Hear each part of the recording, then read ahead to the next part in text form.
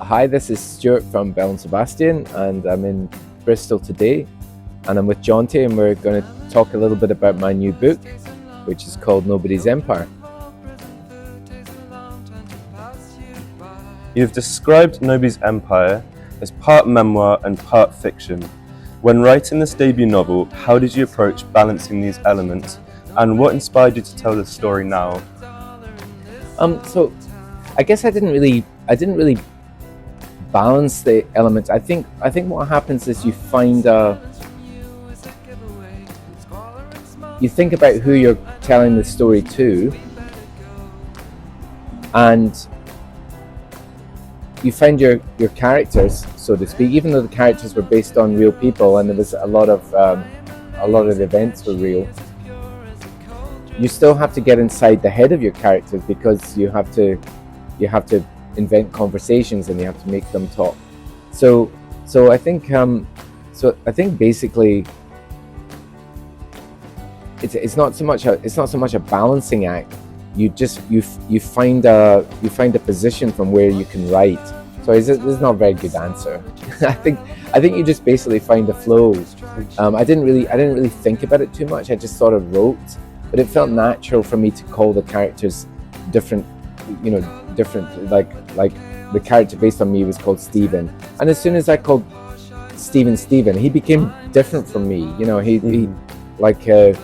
think Stephen was in the book is smarter than me at that point. He was less annoying than me that I would have been at the time, and I think that's okay. I mean, that's part of slipping into the story world, where if you have a story to tell, then you have to tell it with clarity, and so that's why I was in that semi-fictional world. Well, talking a bit more about Stephen, he's I think from what I've read so far, he's a music-loving Glaswegian in the early 1990s, and he, like yourself, he suffers from ME. How does the narrative of the novel reflect your own kind of personal journey with ME, and what message do you hope the readers take away from that? So like I just said, the events of the book are very closely aligned with what happened to me, and so in terms of the ME, my experience and Stephen's experience was very close. That's and I tried to get back into the mindset of my 20-year-old self, and not try to be too smart about it, because I wanted to describe viscerally what was actually happening, and put the reader in that sort of headspace. What I wanted to do was I wanted to write the kind of book that would almost like take you by the hand, that would be quite an easy read. I wanted to make it like crystal clear. I didn't want to trick anybody. I wanted to kind of write the sort of book that I would have really liked to read when I was 20 and unwell. It's not quite a guide to how to cope with ME. I don't pretend it is that, because everybody's experience with ME is very different. We're at different levels of illness, and people have very different symptoms. But I did want it to be, I wanted to be really hopeful. Yeah. I did want to impart some information about how maybe how a person could cope with basically different kinds of chronic illness. So Scotland, and Glasgow more specifically, is known for being a focal point for producing musical talent like yourself. From your personal experiences, how has living in Glasgow influenced your writing, both musically and literally? Yeah, well, a great deal, and maybe start on the literally bit first. I started writing music when I got ME. I didn't write songs before that. So it was something that came to me when I got sick.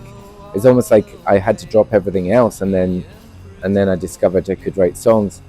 And shortly after I started, I moved back up to Glasgow from my parents because I had been sick, and from that point onwards, I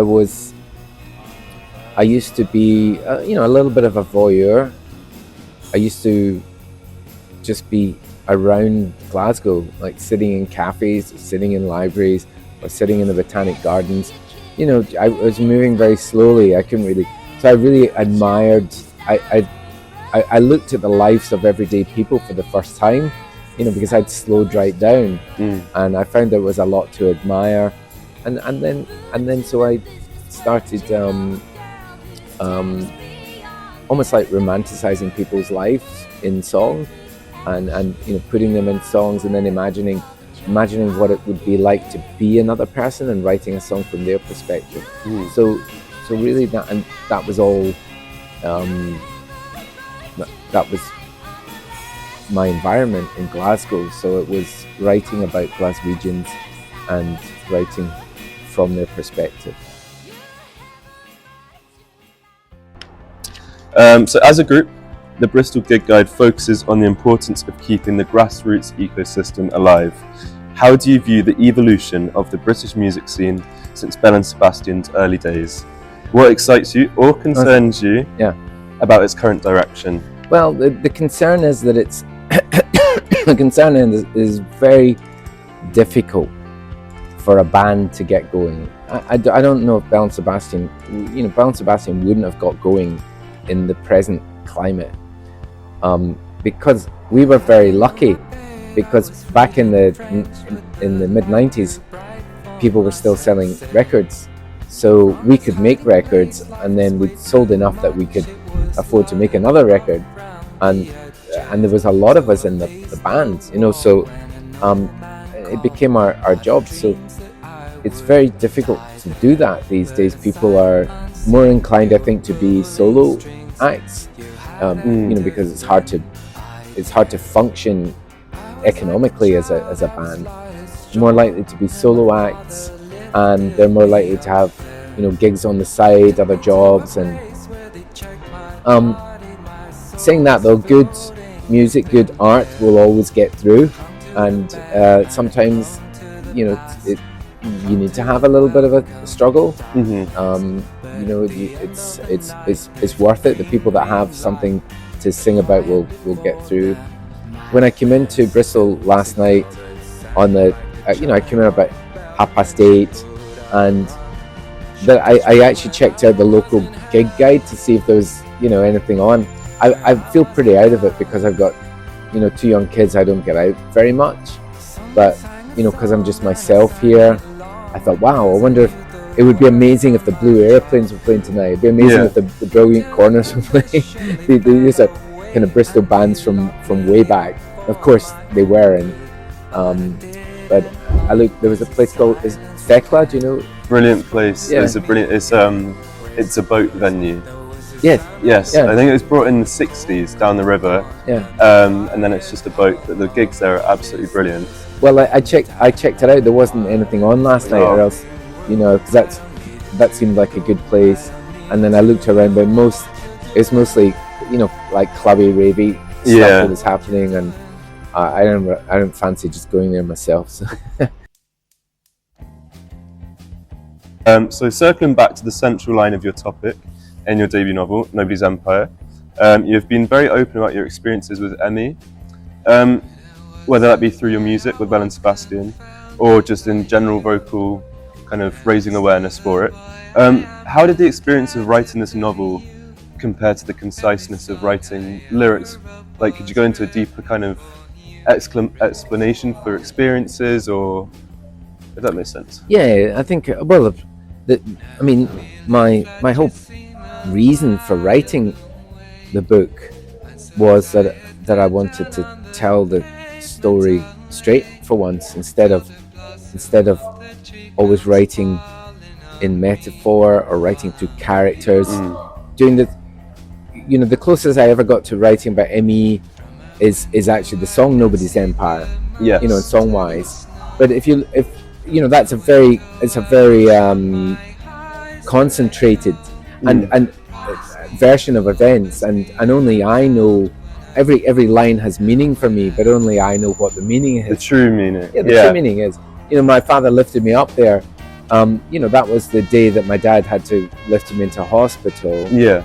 And lifted me into the ambulance, but that was the turning point of my life, really. Yeah. You know, and so I wanted to tell the story kind of straight.